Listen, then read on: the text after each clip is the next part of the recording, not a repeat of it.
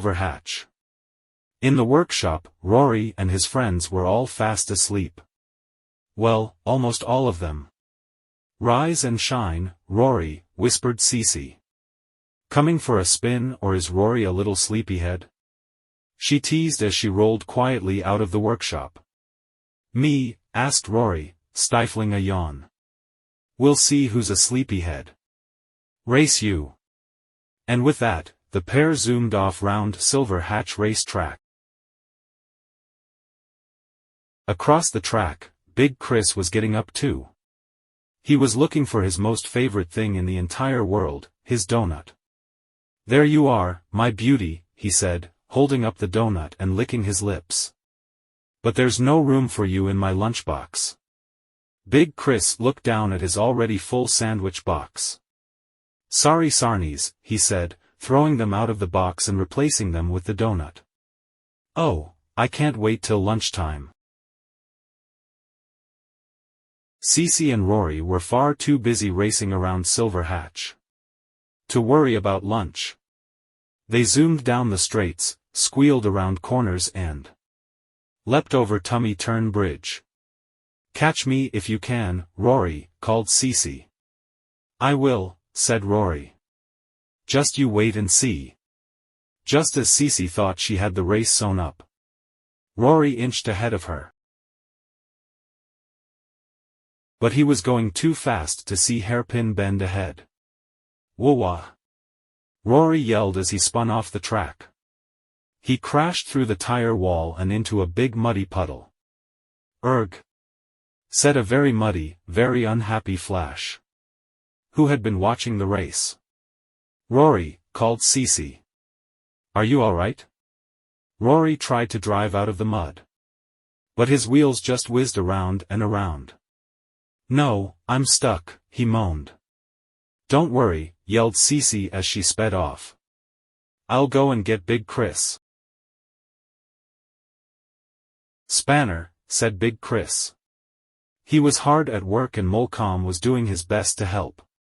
He squinted into Big Chris's lunchbox, but instead of a spanner, he passed Chris his donut. "That's not a spanner." Big Chris sighed. "But the donut did look good." "Oh, it's the crunchy hundreds and thousands that do it for me. I think I'll just have one bite." "Big Chris," called Cece. "Rory is stuck in the mud at Hairpin Bend." Rory was just starting to wonder if anyone was coming for him when Marsha appeared on Zip P. "Oh my goodness," she said, spotting the muddy little car. "How did you end up here, Rory?" "I took the bend too quickly, Marsha," Rory confessed. "And now I'm stuck." "It's all right, Rory, Big Chris is on his way," came a voice over the hill. It was Cece. "Come on, Zip P. If we work together we can pull him out." Rory grabbed onto his friends and slowly but surely they pulled him out of the mud. Just as Rory pulled back onto the track, Big Chris appeared. He puffed and panted all the way down. "Don't worry," he gasped. "I'm here." "I think someone needs a bit more exercise," Marsha smiled. "I get as much exercise." Big Chris bent over and tried to catch his breath, "As you do, Marsha." "I go for a run every morning," Marsha said. "Do you?" "Well, maybe not every morning," Big Chris panted. "But I bet I'm fitter than you are. Why don't we find out?" Marsha grinned, stretching. "We'll each run around the track and whoever has the fastest time wins. Unless you don't feel up to it." Who's not up to it, you're on," Big Chris said. Back at the starting line, Marsha was well into her warm-up. She stretched happily, looking forward to her run. Molcom took the stopwatch and the checkered flag as Marsha got into position. All the cars were there. It would be fun to watch someone else race for a change. As she took pole position, the lights lit up above Marsha. 1 red light. 2 red lights. 3 red lights. 4 and 5 red lights. When all 5 lights went out, Marsha took off round the track. Up the hills and round the bends, and in no time at all. She was at the finishing line. "Wahai, Marsha," cried Molecom. 10 minutes and 20 seconds. "Your turn now, Big Chris," Marsha smiled. "Can't wait," he gave her his biggest, broadest smile. "As soon as I've had my lunch." But when Big Chris opened his lunchbox, it was empty. He looked up and spotted Flash hopping onto his skateboard. With his delicious donut. "My donut," he shouted, suddenly sprinting after Flash. "Come back here, you rabbit rascal. Is this what you're looking for, Big Chris?" Flash waved the donut from the back of his skateboard.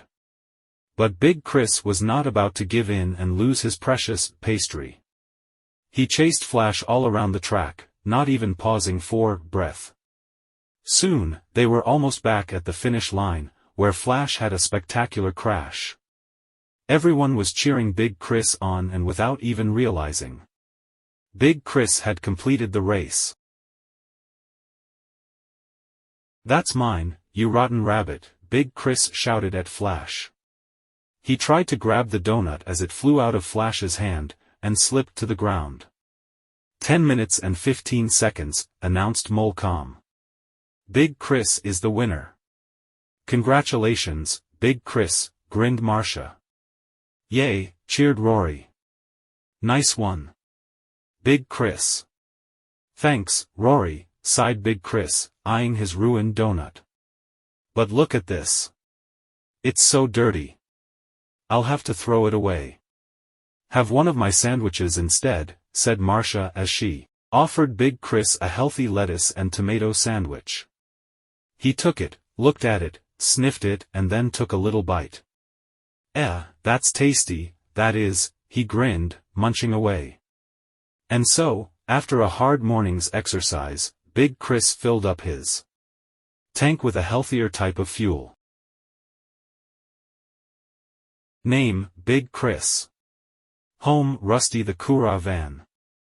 Fastest lap Tims, 10 minutes 15 seconds. Top speed, 8 miles per hour, chasing his donut. Favorite color, blue. Most likely to say, you bend it. You mend it. Least likely to say, ooh. I'll think I'll go for a nice run and then have a delicious salad. The end.